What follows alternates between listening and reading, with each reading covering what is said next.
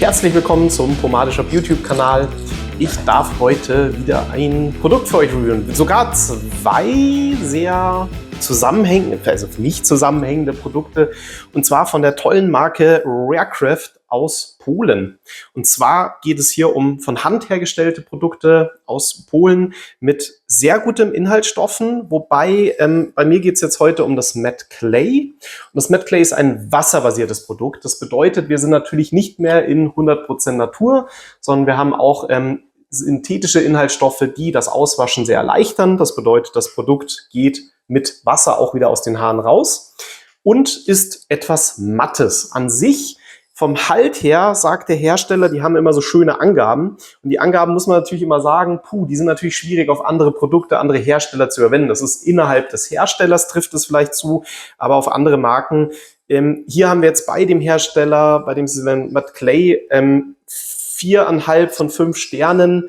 Da gehe ich nicht ganz mit. Ich sage im Vornherein, für mich ist das ein mittelfestes Produkt für eher Kurzhaarfrisuren. Das ist wunderbar für messy, lockere Fingerstyle-Frisuren, die Volumen haben sollen und gar nicht mal so viel nachstylbar bleiben sollen, sondern das Produkt wird am Ende doch etwas fester und ist jetzt nicht eine unorthodoxe Pomade, sondern tatsächlich eine wasserbasierte Pomade, die doch nach einer gewissen Zeit anzieht und dann aushärtet und dann nicht mehr so optimal nachstylbar ist. Aber ich sage jetzt mal, für jemanden, der kurze Haare hat und Volumen will und die so ein bisschen messy stylen will, dafür funktioniert es hervorragend. Das heißt, ein Produkt eigentlich für kurze Haare. Meine Haare sind ein bisschen lang dafür, deswegen benutze ich es jetzt auch eben nicht für einen Fingerstyle, sondern als Pre-Styler. An sich haben wir das Sicilian Sunset auch als Pre-Styler im Pumpspender. Da ist aber schon ein Unterschied. Der Pre-Styler ist etwas schwächer nochmal im Halt als das Matte Clay, aber wird nicht fest. Das heißt, man hat ein bisschen länger Zeit zum Modellieren. Hier ist es an sich, wenn es dann trocken wird, ein relativ fester Halt. Man muss ein bisschen Gas geben im Vergleich zum Pre-Styler, aber man kann das auch gut reinfüllen. Also für mich funktioniert das ganz gut, zumal ich am Ende dann noch ein Produkt oben drüber schmiere und das wird dann auch mit dem passenden Duft, das Sicilian Sunset, die Clay Pomade, was dann eine ölbasierte Pomade mit relativ wenig Glanz ist. Ich weiß gar nicht, ob wir die schon reviewed haben. Wenn nicht, dann baue ich die da gleich mit ein. Ich bin mir gerade nicht sicher. Falls wir sie schon reviewed waren, hier das ganze Video, sonst erzähle ich es euch halt nochmal. Ist ja auch wunderbar. Aber jetzt erstmal geht es ums Matte Clay. Das ist ja auch recht neu bei uns im Sortiment. So lange haben wir das noch gar nicht. Wir hatten die vorher mit dem Tortuga-Duft, mit dieser Katze drauf. Vielleicht kennt die da noch eine oder andere. Da bin ich mir auch nicht sicher, ob wir die reviewed hatten, aber das ist jetzt nur eine Duftvariation von dem Tortuga, falls ihr die Tortuga noch kanntet. Und der Sicilian Sunset Duft, der ist für mich tatsächlich der beste Rarecraft Duft. Ich finde den sehr, sehr gut. Das soll wohl ein nachgebautes Tom Ford Parfüm sein. Letztens hat mir das ein Kunde gesagt, nach was es riecht. Ich habe jetzt aber auch nicht mehr den Namen auf dem Schirm. Ich kenne mich da mit modernen Marken oder mit diesen Parfümdüften nicht ganz so aus. Ich persönlich würde ihn als fruchtig, rauchig beschreiben. Also es ist er ist süß, aber nicht süß-süß, sondern hat irgendwas ein bisschen Herbes mit dabei. Ich finde den sehr rund, ein frisch, süß, rauchiger Duft. Sehr, sehr cool, schon intensiv in den Haaren. Jetzt wird es aber das Parfüm nicht überlagern, also da gibt es heftigere Kandidaten. Gerade von Rarecraft gibt es ja noch die Blood Moon Serie, die ja wirklich das Parfüm ersetzt. Macht jetzt Sicilian Sunset nicht. Also ein fruchtig angenehmer Duft, würde ich sagen. Und den hat natürlich dann die ölbasierte Variante auch und der Pre-Styler genauso. Also die passen wunderbar zusammen.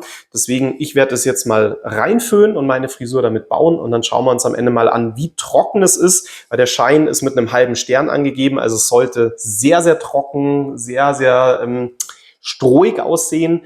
Wir haben noch eine Texturangabe, das werden wir auch sehen. Ich bin der Meinung, dass die eher weniger Textur hatte, mehr Volumen, mehr Strohigkeit.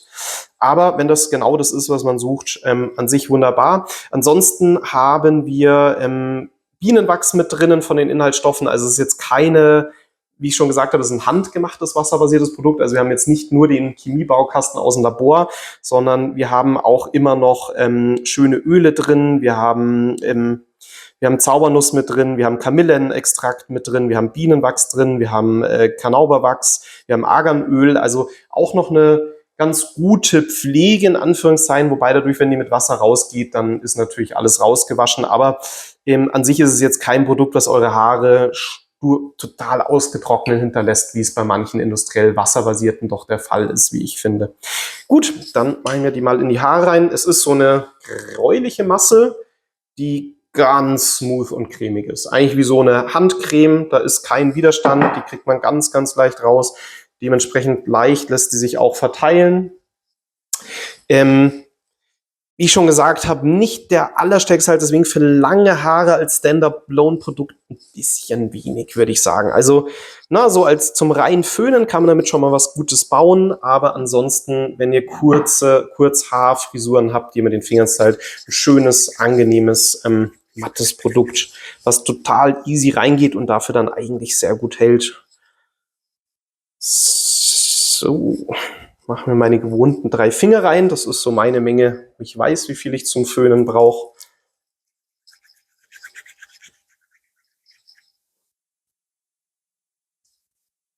Und wie jedes Produkt schön an die Kopfhaut, an die Wurzeln runterarbeiten. Nicht nur oben drauf schmieren, dass es auch vernünftig hält und das auch über den gesamten Tag.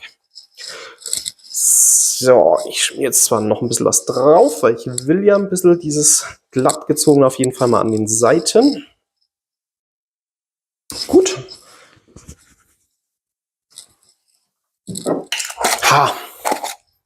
Duft ist klasse. Ich finde den ganz hervorragend. Also ist ein toller, toller Alltagsduft. Ich sag, wenn man eher frische Düfte mag, frisch, leicht, fruchtig, toller Duft. Kann ich euch sehr ans Herz legen.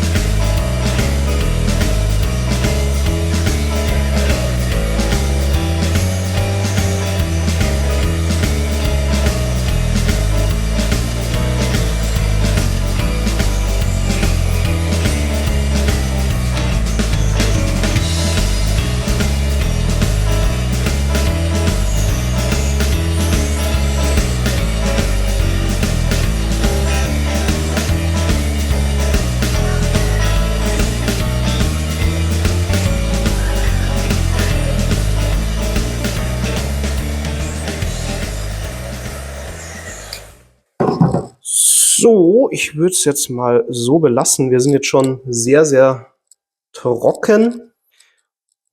Und ja, das ist eben das. Also für mich ist jetzt von der Textur, die Angabe ist fast 5 Sterne. Ich finde es eher ein bisschen auf der trockneren, struiger Seite. Die Textur ist mir zu hoch von der Angabe. Aber es ist völlig okay. Also für ein mattes Produkt ist es eigentlich genau das, was ich erwarte. Wenn es eben matt sein soll und eben nicht noch einen Low-Shine haben soll. Deswegen sieht man auch immer so ein bisschen einzelne fliegende, abstehende Haare. Deswegen sage ich für Langhaarfrisuren nicht ganz optimal. Also eher kurze Haare, die messy sind, weil da sind überall einzelne Haare drin und dann passt das auch.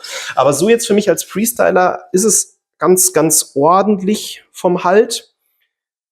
Reicht mir natürlich aus, wenn ich noch mit einem weiteren Produkt drüber arbeite. Ich kämme es jetzt noch mal hin. Und da habe ich jetzt schon so ein bisschen den Nachteil, dadurch, dass es aushärtet, dass ich jetzt schon merke, ich kann jetzt gar nicht mehr so viel verändern, wie ich es gewohnt bin, wenn ich jetzt nur den Freestyler nehmen würde, weil da habe ich länger Zeit oder eben ewig Zeit, das hinzumodellieren. Jetzt fängt schon an, so dieses, es ist jetzt so, wie es ist und daran kann ich nicht mehr ganz so viel verändern. Was mir aber reicht, ich habe es ja schon mal so hingeföhnt, wie ich es gerne will. Und ich benutze jetzt eben noch das ölbasierte Clay drüber. Das ist natürlich so eine gewisse Nische in der Nische. Wir haben das ja von MG-Pomaden, wir haben sowas von Womanizer. Das sind dann echte, klassische, nicht auswaschbare ölbasierte Pomaden, wo ein bisschen Tonerde, also Clay reinkommt, damit so ein bisschen Glanz verschwindet. Das heißt, wir sind bei weitem noch nicht matt. Das kann man, finde ich, von einem ölbasierten Produkt nie sagen. Aber es ist matter als das, was man von ölbasiert kennt. Das heißt, es ist für den, der sagt, ölbasiert könnte ein bisschen matter sein, aber wasserbasiert und unorthodox ist mir schon zu matt. Die Nische in der Nische, sehr spezielles Produkt. Na, der eine will nur matt, der andere will es glänzender, irgendwo zwischendrin. Aber das ölbasierte Clay von Rarecraft ist ein schöner, fester Halt. Genau das, was ich zum Großteil verwende, nachdem ich einen Freestyler nehme. Früher habe ich ja immer sehr feste Produkte genommen. Das heißt, wir haben eine doch wachsige Masse, die jetzt aber noch nicht mit dem Nagelrücken rausgeschabt werden muss und ganz gut verteilbar ist. Wo kann man die jetzt von der Festigkeit einsortieren? Für mich sehr vergleichbar mit von Womanizer, die Firm Gum, die neueste Festigkeit von Womanizer. Irgendwo in der Festigkeit kann man es gut einsortieren, zwischen grüner und pinker Räuzel, wenn ihr die natürlich kennt, wie viele. Irgendwo Kategorie Lockhart Spoon Grease vielleicht auch Festigkeit. Schöne Firm Hold und ja, dann machen wir die mal rein. Also geht auch sehr gut raus. Ich finde Firm Hold ist so vom Verarbeiten her eigentlich immer noch sehr angenehm, aber es hält dann gut. Für mich so die goldene Mitte für gerade Haare. Das arbeite ich jetzt nochmal komplett oben drüber. So, und nach unten rein und dann baue ich es mir gleich nochmal so, wie ich es am Ende haben will. Verteilen, ja klar, es ist ein bisschen, es zieht ein bisschen, das ist jetzt natürlich nicht mehr so smooth wie eine Medium in die Haare rein, aber immer noch weit weg, sag ich jetzt mal, von einer wirklich sehr wachsig harten Pomade, die dann schon gefühlt, dass man sich eine Kerze in die Haare drückt, wie ich immer so schön sage. So, genau, das sollte eigentlich jetzt mal reichen für das, was ich mache. Und jetzt sieht man, jetzt sind die fliegenden Haare auch so ein bisschen weg und jetzt wird es wieder formbarer durch die ölbasierte.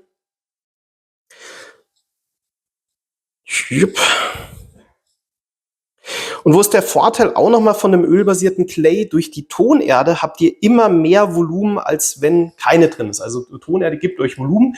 Das heißt, für eine ölbasierte kriegt ihr auch also überraschend viel Volumen, was eigentlich nicht die Stärke einer ölbasierten ist. Aber es ist bei weitem immer noch nicht das Volumen, wie es bei eben einer unorthodoxen matten, bei einem matten Produkt hättet oder bei einer wasserbasierten. Aber ich kann damit schon, sieht man dann bestimmt auch gleich, oder man sieht schon im Video, relativ hoch aufbauen. So. Ich baue mir immer meine Rolle in letzter Zeit. Das ist ja, wenn ich nicht faul bin und ein Slickback mache, so meine Frisur, die mir ganz gut gefällt.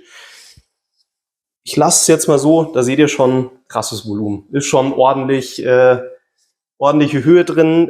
In der Kombi natürlich matt auf matt, also halbwegs matt auf matt ist natürlich sehr viel Volumen.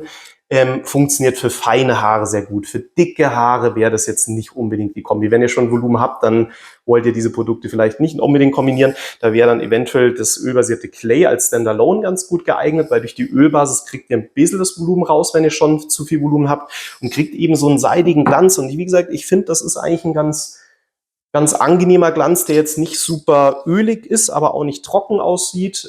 Sehr natürliches Finish für eine ölbasierte Pomade.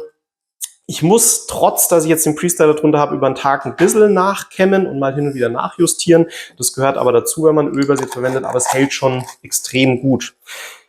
Jo, dann, ich denke, ich habe euch zu den beiden Produkten alles erzählt. Ich hoffe es zumindest. Wenn ihr Fragen dazu habt, dann schreibt uns nochmal gerne. Ich bin so eigentlich recht happy mit der Frisur und dann sehen wir uns bald mal wieder auf dem neues Video. Ciao.